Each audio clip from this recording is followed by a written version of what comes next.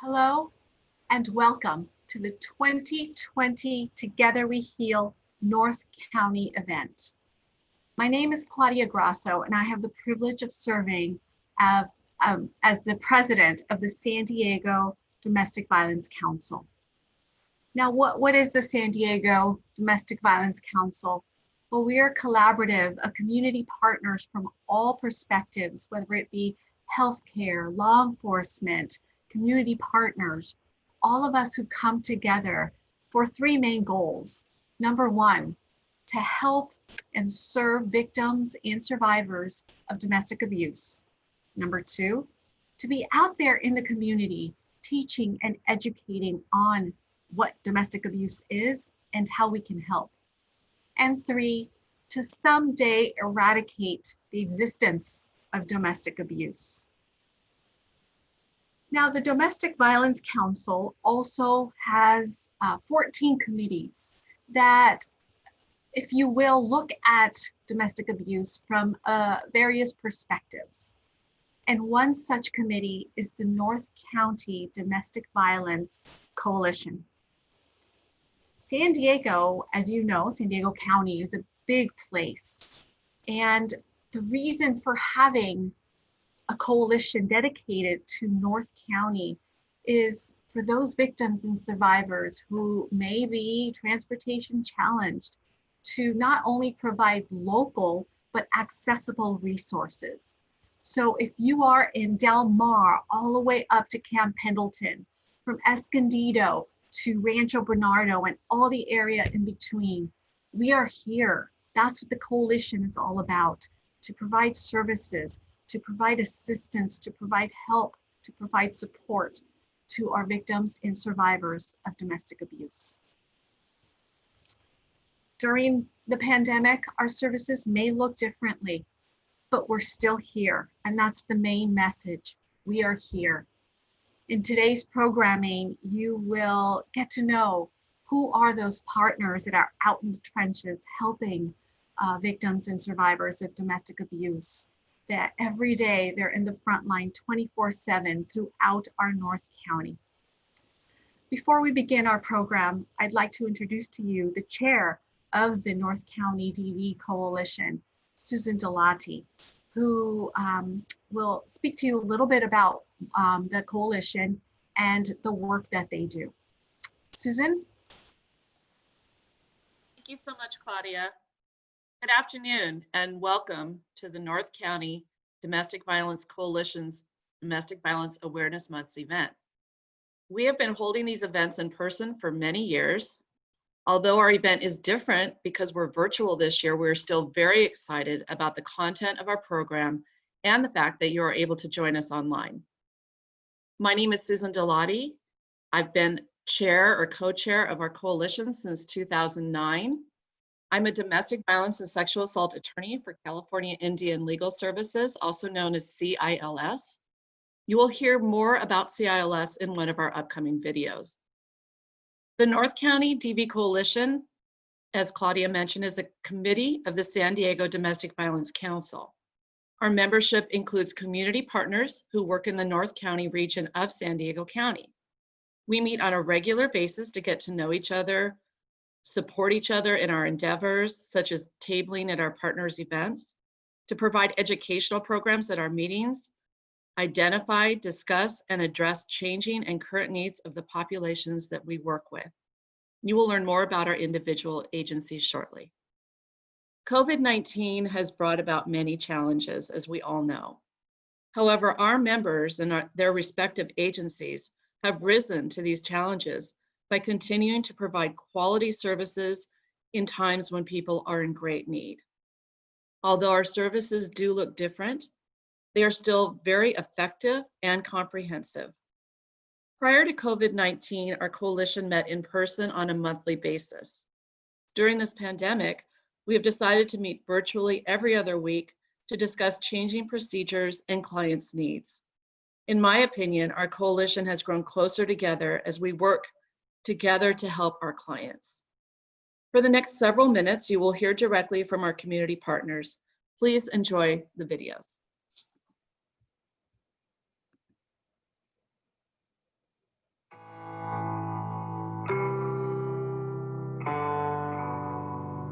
domestic violence is what put me in this situation. I knew if I didn't have a place for Frank, I was going to stay in my situation. And that was not going to be a good outcome for me in the end.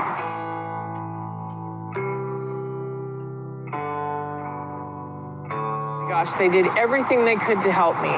Everything, and my dog. They treated my dog wonderful, took care of all his medical needs, got him into a temporary foster care home. I knew my dog was being well taken care of, which was a huge weight off my shoulders, because that at the same time meant that I could focus on doing what I needed to do.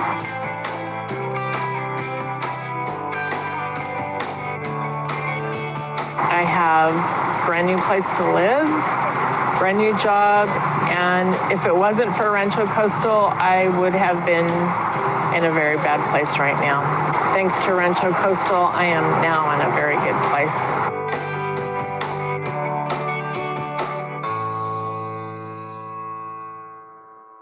Since 1969, Center for Community Solutions has been providing hope, healing, and prevention to survivors of intimate partner violence, sexual violence, and stalking in San Diego County.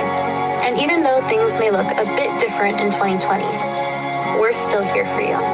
With our 24-hour hotline, emergency shelter, legal services, counseling, sexual assault advocacy, and prevention education.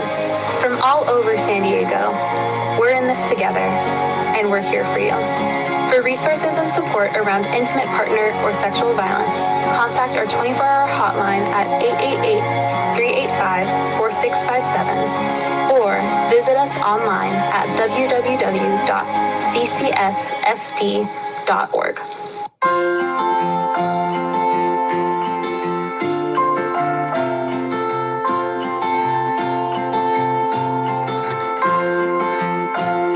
For more than 40 years, CRC has been providing help to people who are hungry, homeless, and hurting. We have an array of domestic violence services for intervention and prevention, services that have been amplified since and through COVID-19. If you need help, call us. Together we help. Together we protect. Together we care. Together we advocate. Together we prevent. Together we aspire. Together we dream. Together as a community, we heal.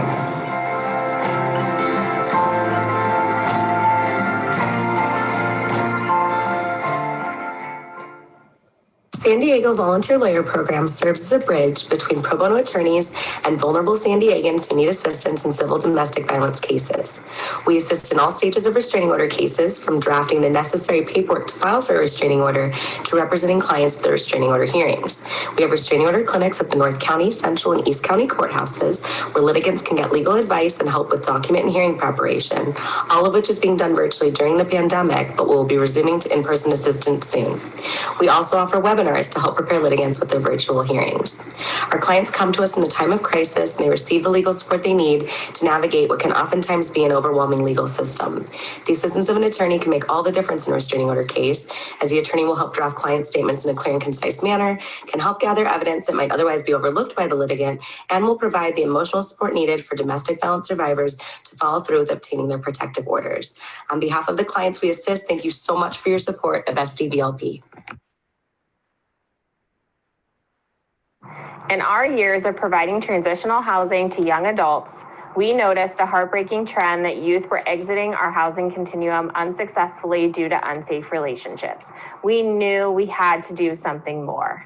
I'm really excited to share about our new domestic violence programming.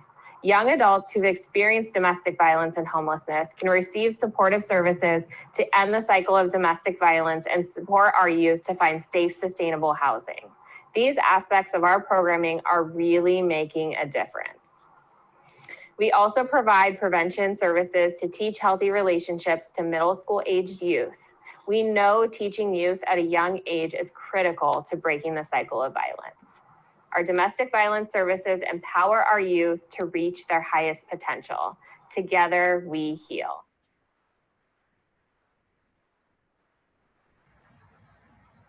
Miu, hello and good afternoon. My name is Timothy Ruiz, and I am a Victim Services Liaison for Strong-Hearted Native Women's Coalition, Inc. Shinwick is a nonprofit, non-governmental tribal coalition that was funded in 2005 to bring awareness against sexual assault and domestic violence in Indian country. Shinwick provides technical assistance, training, and education, emergency shelter, transitional housing, policy advocacy, and hosts awareness events. Kecha provides a safe home for Native victims and their children who are affected by domestic violence, sexual assault, dating violence, stalking, and sex trafficking.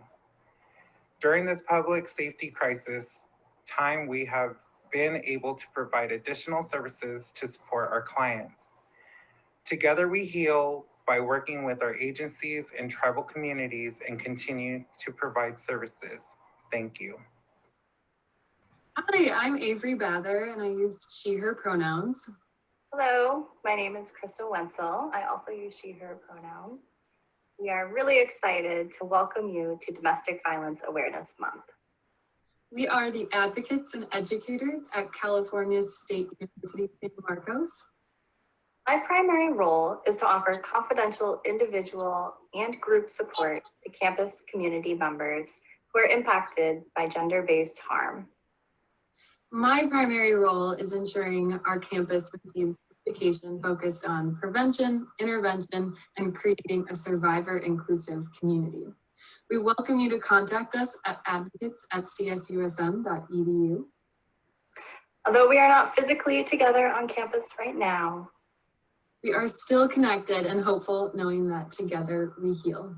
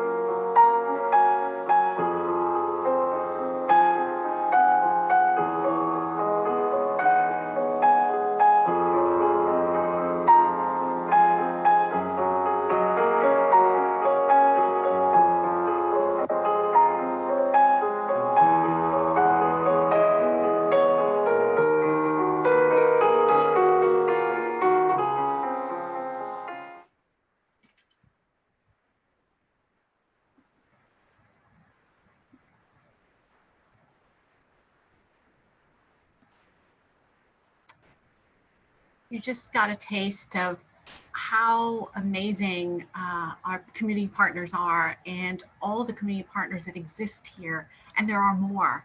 We are all here. We're ready to help and serve and support victims and survivors of domestic abuse. It is now my pleasure to introduce to you a woman who I admire. I've heard her speak several times and I am just in awe of her. Her smile just completely lights up a room. And when you listen to her story, it brings tears to my eyes every time I do, because she embodies what resilience, courage, strength is. Ruth Baton is a 2009 graduate of Leap to Success, the Transformation Leadership Program, where she now serves as an instructor, and a very effective one, I must add, an outreach administrator. Ruth has not only shared of herself as an instructor, but she is so selfless. She has opened her home to survivors. She has opened her home, which also serves as Home Start's first host house for youth transitioning out of foster care. She is continuously giving of her time, her support, her love, and she's truly a shining example of hope. And we're honored to have her here with us. And with that, I give you Ruth Baton. Hello, I am Ruth Baton, and I am a domestic violence survivor. In my journey, in order to come to completion of it, I wrote a spoken word. And with this spoken word, I had hopes of enlightening those that are at the end of that phone call when a victim calls in order for them to have a better understanding of what that woman has gone through and the courage it took for her to call so that she will be welcomed with love and compassion. For that woman that makes that call to know that you are worthy and you deserve better. And for those that are still in, there is help out there for you. Pick up the phone. You have a better life waiting for you. So sit back and relax as I take you on the journey of a victim of domestic violence, now survivor. This piece is entitled, My Story, Her Story, His Story. My story, her story, his story. This story starts out beautiful, and this story has a beautiful ending. It's in the middle. It's in the middle where things get cloudy. It's in the middle where things change. Yes, things change. My story, her story, his story. New town, new house, great job, fresh start. Her story. She was running from something, but ran into something else. She was broken way before she met him. Molested, raped, devalued, low esteem, no esteem, way before him. She had learned to wear a mask, the I'm okay mask, that I've got it all together mask, and the I'm just fine mask. Then she met him. He saw behind her mask. He saw her insecurities behind her I'm secure mask. He saw the brokenness behind the I got it all together mask. Yes, he saw. He saw. So he became her knight in shining armor. He became that protector that she always wanted. He became her rock. He became, yes, he became her everything. He became her everything, so she didn't notice the change. She didn't notice the change from that night to her warden. My story, her story. That first slap, black eye, cracked tooth, busted lip. Why? Because her blouse wasn't buttoned up high enough, showing a little cleavage, putting her in danger of those predators out there. He was protecting her. Yes, protecting her. He didn't mean to hurt her. She just wouldn't shut up. She just kept explaining and explaining. He falls to his knees crying. I'm sorry, I never do it again. Please forgive me. I love you. She didn't know. She didn't know she had just entered that cycle of violence, abuse, The honeymoon stage. Oh, the honeymoon stage was so great that she overlooks. She refuses to see. She can't see. It's cloudy. My story, her story, his story. She becomes the master of cover-ups. She covers up her wounds. She covers up her hopelessness. She covers up his story. His story of why he is the way he is. Well, he had no father. His mother's boyfriends beat her. No one ever loved him like this. He had no example of what a real relationship looked like. Poor him. Poor him. She feels sorry for him. She stays. My story, her story, his story. She stays through more broken jaws, more black eyes, being strangled, busted lips. She stays. How can she make it? Who will love her now? If she leaves her everything, she will become nothing. My story, her story, his story. So she changed. She changes how she dresses. She changes how she talks. She no longer gives eye contact. He considers that flirting. She changes. She changes so much that she no longer recognizes herself in the mirror. Who is that? Who is she?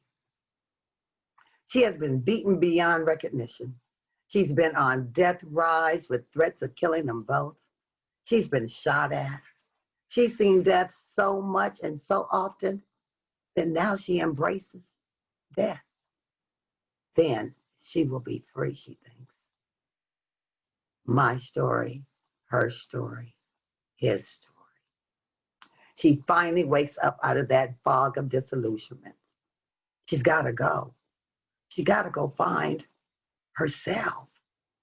Yes, she's attempted to leave many times before. He always finds her.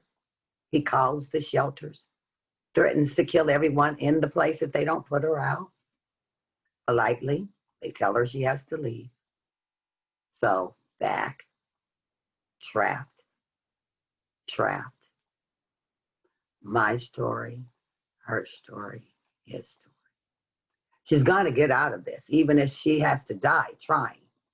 She's heard the stories of those women who didn't make it out. Murdered, killed. She thinks at least she's free. Crazy, right? My story, her story. She prays, she trusts, she believes. She's got to try again. She changes her name this time. She crosses state lines. They help her at that shelter. They send her home, but not in the pine box that he had promised her. My story, her story. She finds a safe place. She finds help. The Center of Community Solutions, they give her shelter and resources. The Family Justice Center, and they give her applications to the YWCA Passages Program. The director of the Y recommends her to attend a program called Leap to Success, Leap to Confidence. She wasn't successful. She didn't have any confidence. And she thinks, a program? She didn't need a program. She needed a job. She needed a home. But she goes. But there she finds her voice. She finds her self-worth. She finds herself. My story. She now helps other women who are just like she was. She speaks her truth and is an example to other women. You can make it. There's help out there. You can recover and go on to do great things. She's now an instructor for Leap to Success, Leap to Confidence, which has empowered over 2,000 women just like her. She now knows the power of women empowering women.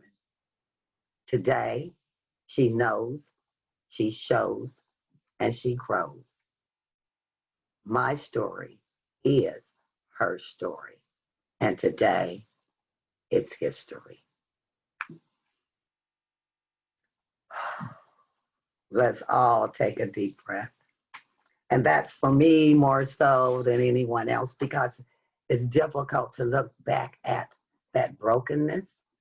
And that's just what I was, broken. When I graduated from Leaf, at my graduation speech, I said this: a shattered vase. I gave the pieces to God, and he promised to put me back together again, better than I was before. Thank you, God, and Mom, for giving me God, and for Leap to Success for being my super glue. And that's just what Leap to Confidence was for me, my super glue. That was the place where I began to get my pieces back together again. They gave me tools, my super glue, that helped me to become the woman that I am today. The tools were things like changing negative thoughts into positive thoughts. So all the things that I had heard, I wouldn't make it, I wouldn't do this. And I believed those things until I reached that classroom where my affirmation became, I can, I will, watch me. They taught me boundary setting, and they taught me that no was a complete sentence. All of these things were new to me. So when this pandemic hit us, my heart was hurting, because I was like, how can we continue to reach these women? Because each class I saw my broken me, and at each graduation I seen that survivor me.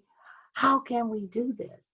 But thanks to modern technology and Zoom, we have been able to continue to service women, not only here in the city, but other cities as well, such as Portland and other states. So I want you to know that we are still doing what we do, and that gives me so much joy. Leap to Confidence has so far on Zoom, as we have completed 5 classes. We have 5 classes done, and we'll have a new class starting on November the 10th of this year. So we are continuing to touch lives, to service women, to help them move on and have the destiny and life that they really, really want. So right now, I'm going to introduce you to a video, which is pre-pandemic, but we still do the same services, and we still reach the same women with the same heart, and they're still growing and developing just like I did. So thank you.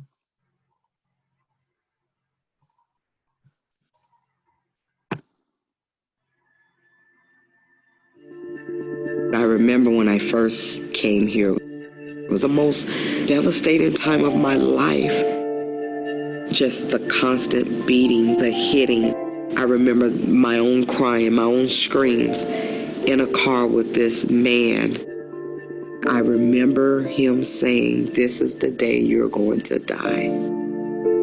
And I saw the gun, but when he went to click the gun, it jammed. And he hit me with the gun right up over my head. And I remember just blood just gushing from my face. I was that near to death, but I was determined to live, to tell my story. After that day, I was able to regain my voice in saying no more. Even though it was tragic, it helped me to find my purpose. Here would lead to success.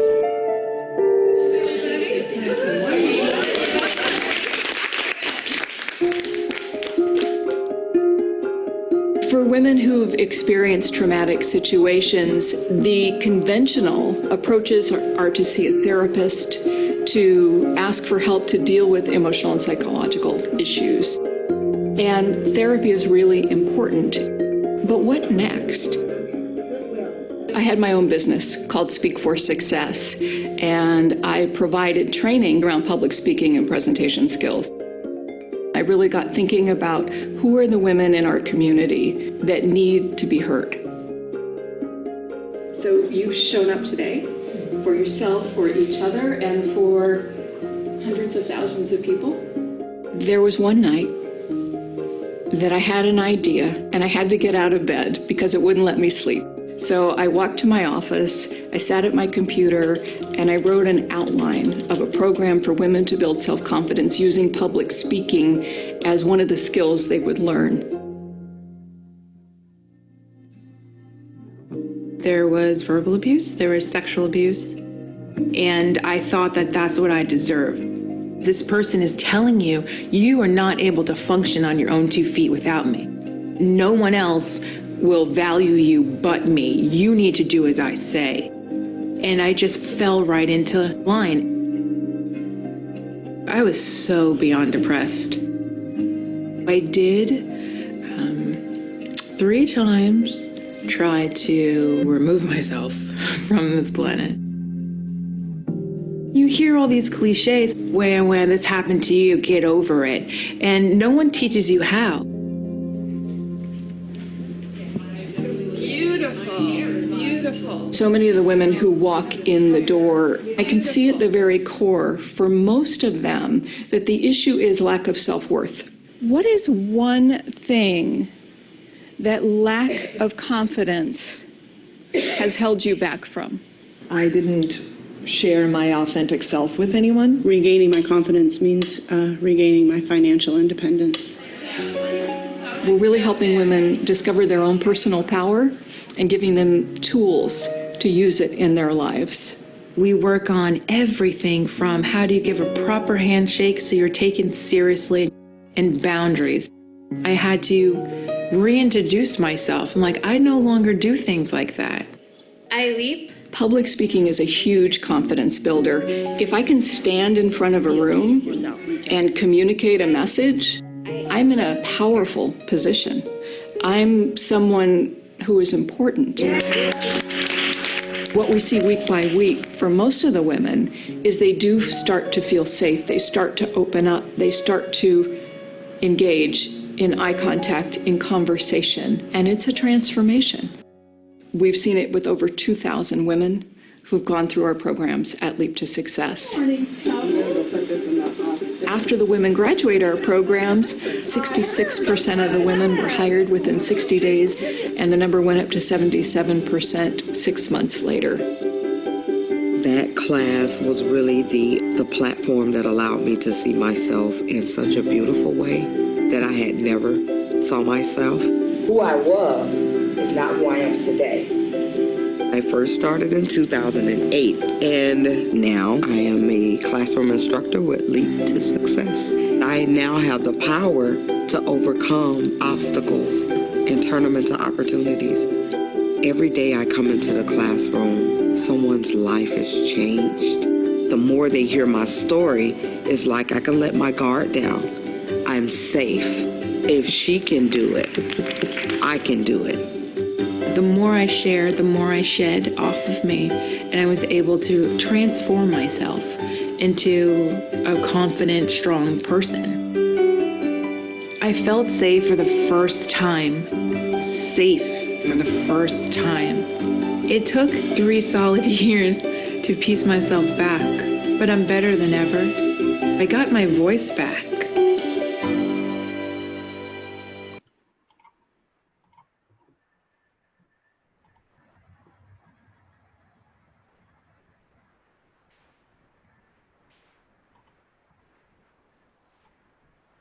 I'm speechless. That just brought chills all over me. And again, we have so many wonderful community partners, and Leap to Success is just, again, one of the shining stars we have here in San Diego that is ready, willing, able, and successfully helping victims and survivors of domestic abuse. And that's what we're all about. That's why we're here. And I'd like to introduce you to yet another community partner here in North County, Women's Resource Center, that has been around for a long time, and day in and day out, they work tirelessly to help those in need. So here is Women's Resource Center.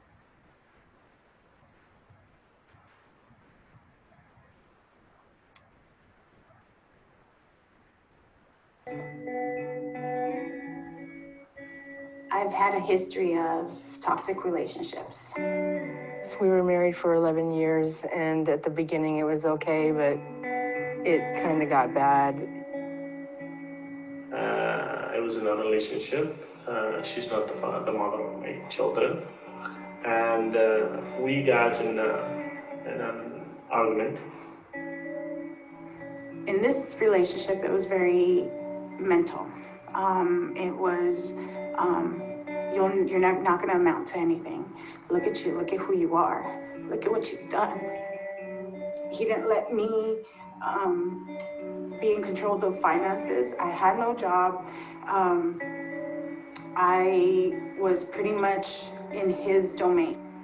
He punched me in the nose. He kicked me up the stairs. I was holding my baby, and he strangled me and said he was going to kill me. And turned violence. She attacked me and attacked my son. He hit me, and that's when I just ran. I got my son, and we just ran. And then he did it again, and I finally left him. I did not think of any way I can do it by myself or alone, and I sought help. And I came to the WRC shelter. We stayed in a room, and he had his own bed, I had my own bed. As little as, for example, milk and diapers, and as important as therapies for me and for my children. The first thing that I feel I received was the volunteers.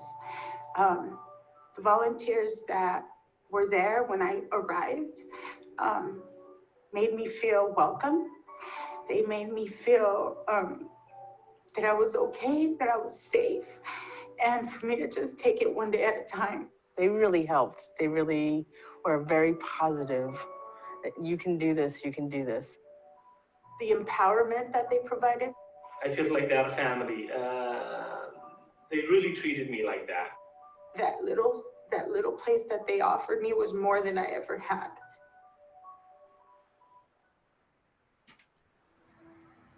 What it's meant for me to work here at WRC has been greatly rewarding for me because I get to meet a lot of people, save lives, help victims and clients and volunteers rebuild their lives. Being a survivor myself of domestic violence and sexual assault, I feel that I've made a great impact in the lives of volunteers and as well as clients, as being a case manager, helping clients to overcome domestic violence and sexual assault, and as a volunteer coordinator, helping volunteers to give back to the community through the agency and volunteering their time. I have a job that I've had for almost 2 years. I was working before this also for over a year. I have my own apartment that I pay my rent and pay my bills on time.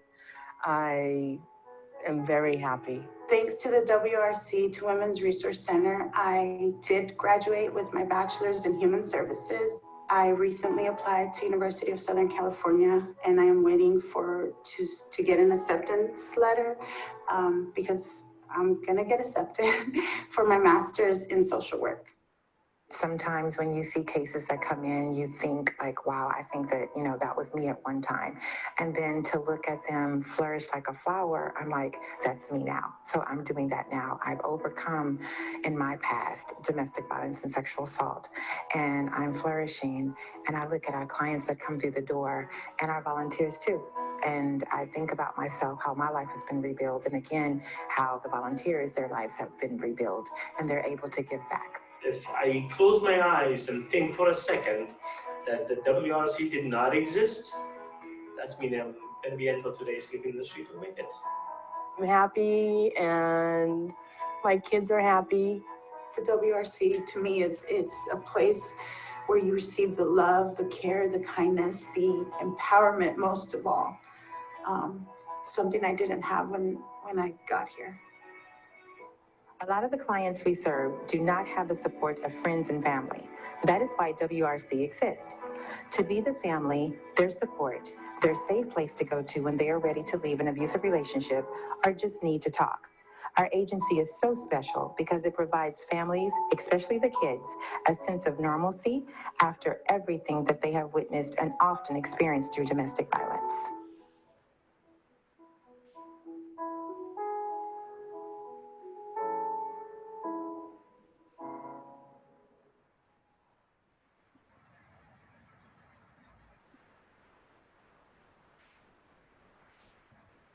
This video from Women's Resource Center is a reminder that domestic abuse can happen to anyone, men, women, the wealthiest, the poorest, any race. We see it all. And we call it domestic abuse. And I'm transitioning, me, myself personally, I'm transitioning from calling it domestic violence to domestic abuse because abuse encaptures everything that comes under the umbrella of abuse, whether it be violence, physical violence, psychological abuse, emotional abuse, sexual abuse. There's so many types of abuse that is abuse. We hear sometimes men, women saying, it's just demeaning language and, name calling, he never hits or she never hits. That's still abuse. And we have to keep that in mind because it takes its toll on our psyche, psychologically, emotionally. And so, again, this is why we're here. We're here because together we heal. You've been hearing that quite a bit throughout this event, and that is our theme for this Domestic Violence Awareness Month 2020 is Together We Heal. Because a lot has happened in 2020, as you know, whether the pandemic, whether the racial tension, just as a community, together we are going to heal. We are going to get through this. And with that said, we're going to take a moment to honor and remember those who lost their lives to domestic violence in 2019.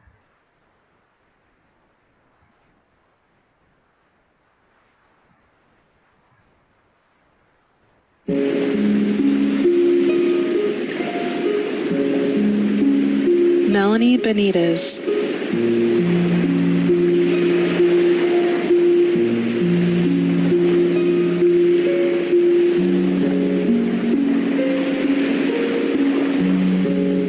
Willow Singer.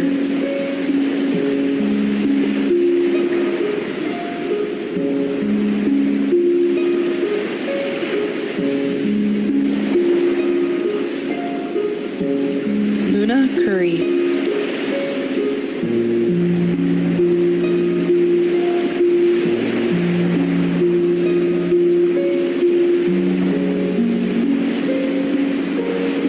Jean Smith.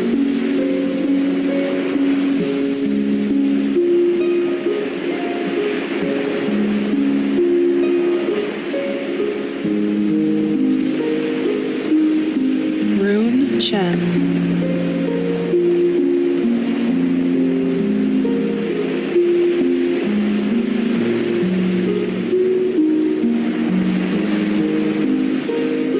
Michelle Johnson.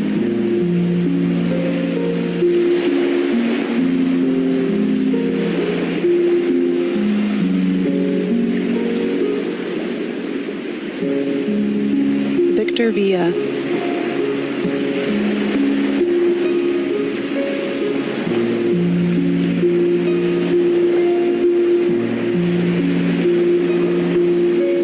Blake Sanowski.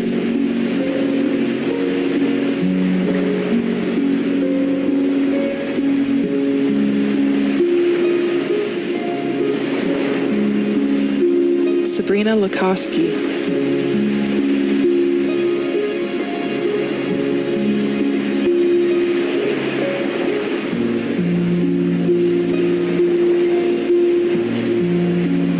Laura Padilla.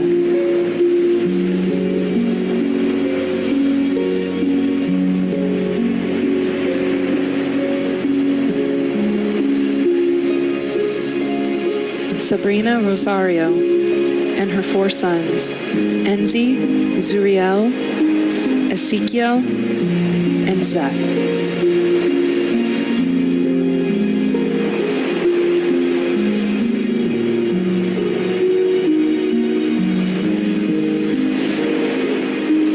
Laura Collar.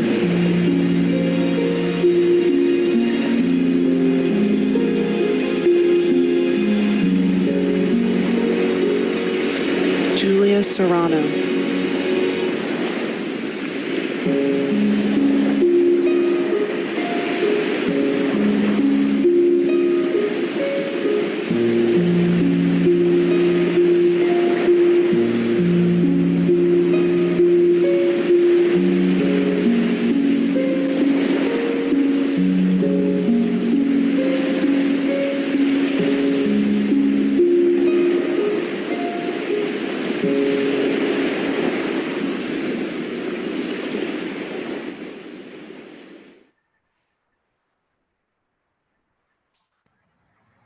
In 2019, 13 victims lost their lives to domestic violence and 4 children.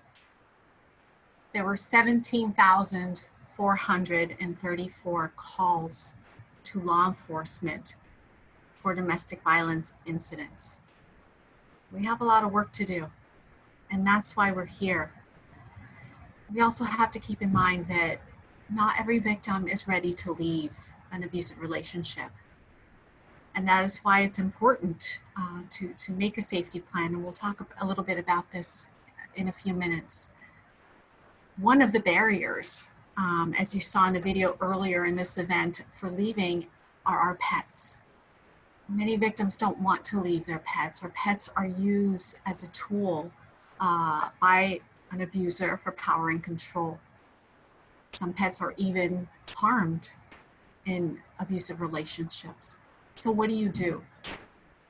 Well, I'd like to introduce to you Justina Kirkland, who is an active member of our North County DV Coalition.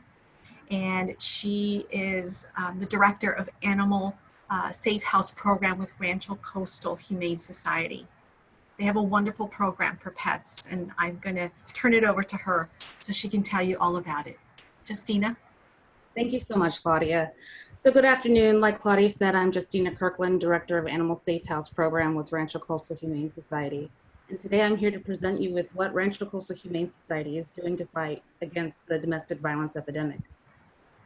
One study shows that 99% of pet-owning Americans consider their pets part of their family, which further strengthens the purpose of our program, which is to maintain the human-animal bond. Currently in San Diego County, there are no pet-friendly human shelters, which would explain why 50% of pet-owning survivors delay leaving their abusers for up to 2 years for fear of what will happen to their pet's welfare. With your Animal Safe House program, the concern for your pet's safety will no longer be a barrier to finding refuge from domestic violence. Please join me with this to watch this short video about the services that we will provide.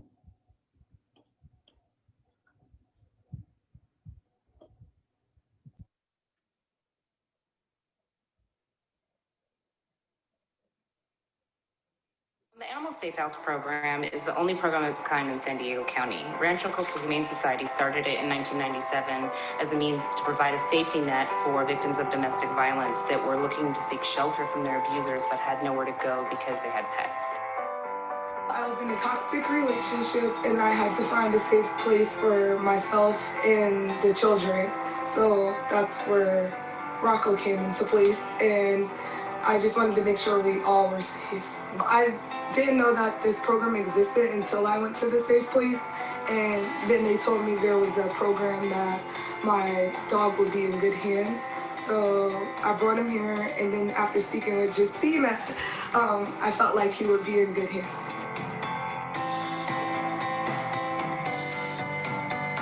Every animal that comes in, we do a full behavior assessment and a full physical assessment, as well as that temporary boarding period for up to 90 days, and that can be in a foster home or with us, as well as medical treatment. And medical treatment is very important in this case because they may not have received it due to the situations that they've come from.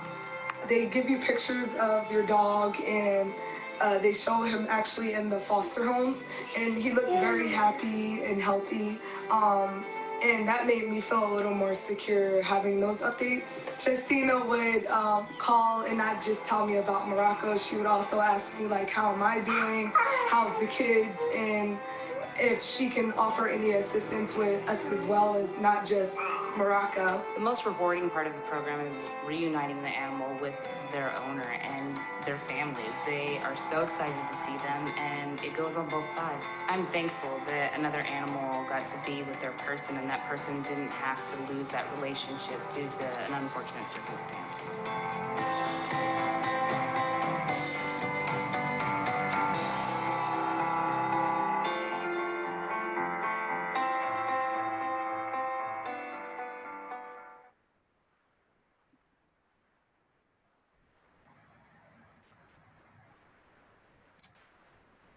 That just puts a smile on my face, as I'm sure it does to you.